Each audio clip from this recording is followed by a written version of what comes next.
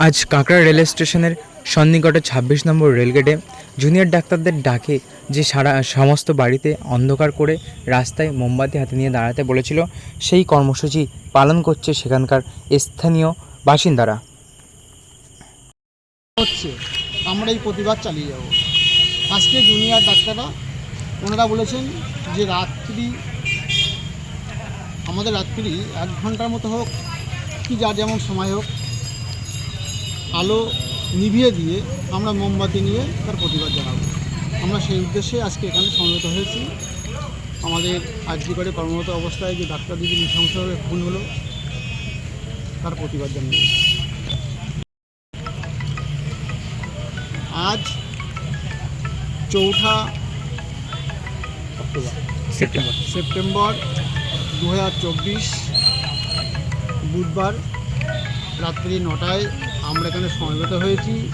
আরজিকর হসপিটালে কর্মরত অবস্থায় যে একজন ডাক্তারকে নৃশংসভাবে খুন করা হলো তার প্রতিবাদ জানাবো, এবং যতদিন পর্যন্ত এই খুনের পিছনে যে বা যারা জড়িত জানিয়ে যাবে।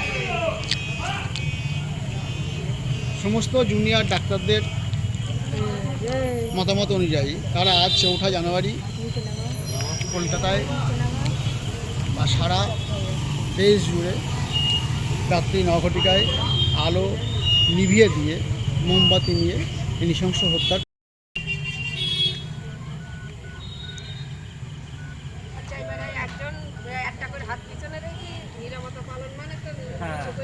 এখন আমাদের যে অশ্লীল কারবার করেছে এর মধ্যে, মানে এত বাজে, এই যদি এরকম ধর্ষণ বা এরকম নৃশংস হত্যার যদি বিচার না হয়, একের পর এক এই ঘটনা ঘটতে থাকবে। বাচ্চা মেয়েটাকে ছবিতে দেখাচ্ছে, মানে মিডিয়ায় দেখাচ্ছে এত অসুস্থ, মানে তাকে তার মা ধরে নিয়ে যেতে হচ্ছে। ওরকম একটা বাচ্চার সিটি স্ক্যান করার জন্য ডাক্তার লিখেছে, সিটি স্ক্যান রুমে গেছে, সেই সিটি স্ক্যান রুমের মধ্যে তাকে শিরোধারী করা হয়েছে, মানে তাকে শারীরিক নির্যাতন করার পরিস্থিতি, সে যে চিল্লাতো না। তো সেই মতো অবস্থায় শুধু যারা এই ধরনের অন্যায় করছে তারা বলছে যে কোনো সাজা হয় না, তারা বারবার সাহস পেয়ে যাচ্ছে।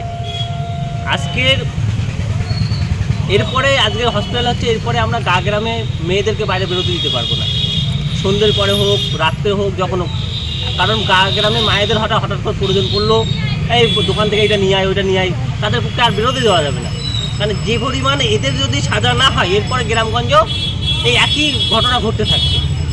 এই সাজার প্রতিবাদে জুনিয়র ডাক্তাররা আজকে 4 তারিখ ওরা একটা প্রতিবাদ মিছিল করেছে যে এর সাজা পাওয়া দরকার। কারণ যে হারে তথ্য প্রমাণ লোপাট হয়েছে তাতে দেখা যাচ্ছে শুধু একজনকে ফাঁসানোর চেষ্টা করছে, বাকি যারা এর দোষী তাদের কাউকে ধরা হচ্ছে না।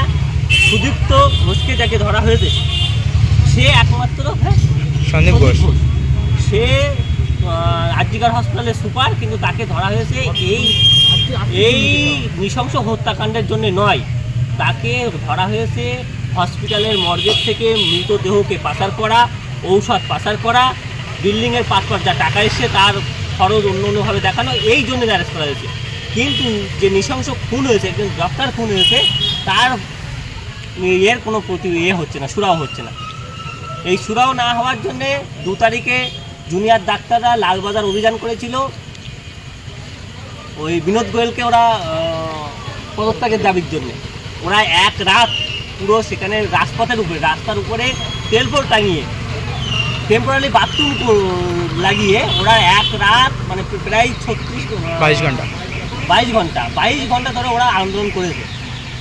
তো আজকে ডাক্তাররা যারা আমাদের পরিষেবা দেয় তারা যদি নিজেদের জন্য এই আন্দোলনটা করতে পারে, আমরা কেন একটা সুবিচারের জন্য আমরা কেন পথে নামতে পারবো না?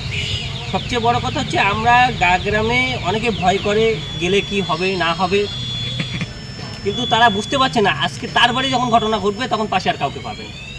এই ঘটনা যে আমার ঘটবে না বা কারো ঘটবে না এটা বলা খুব টাফ। মানে যা পরিস্থিতি তৈরি হচ্ছে, একের পর এক যা পরিস্থিতি তৈরি হচ্ছে, কামধেনু থেকে শুরু করে সন্দেশখালী থেকে শুরু করে যতগুলো ঘটনা ঘটেছে, এই রেপের একটাও বিচার হচ্ছে না এবং সবগুলো মারা গেছে। তার প্রতিবাদে আজকে আমরা একত্রিত হয়েছি। তো আমরা এই যে ডাক্তার দিদি খুন হয়েছে নৃশংস হত্যাকাণ্ডে, ধর্ষণ করে তাকে পাশবিক অত্যাচার করে খুন হয়েছে। সেই খুনের জন্যে তার আত্মার শান্তি কামনার জন্য, শুধু তাই নয়, যতগুলো এরকম নৃশংস অত্যাচারের উপর খুন হয়েছে